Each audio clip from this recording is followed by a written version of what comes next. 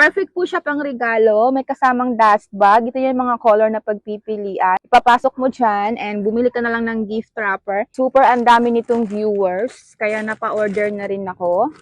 Para pagka-open sa gift wrapper, ganyan yung itsura niya. And ipo-open mo siya. Charang! Oh my God! Thank you very much! O, diba? Dapat ganyan yung expression kapag binibigyan ng regalo. And let's open. Malaki siya. So, ito yung kamay ko. Okay, ganyan siya kalaki, ganyan siya kalapad. Kita mo naman, di ba? So, ganyan siya. In fairness, malaki siya.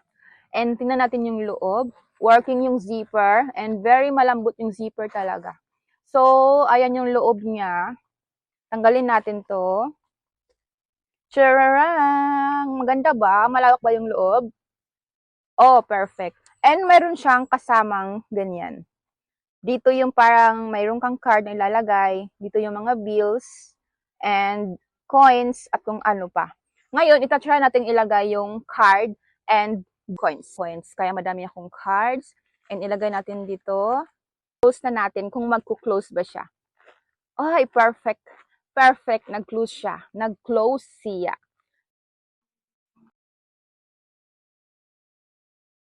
Ganito naman yung packaging niya. Secured naman yung kanyang packaging. Naka-bubble wrap.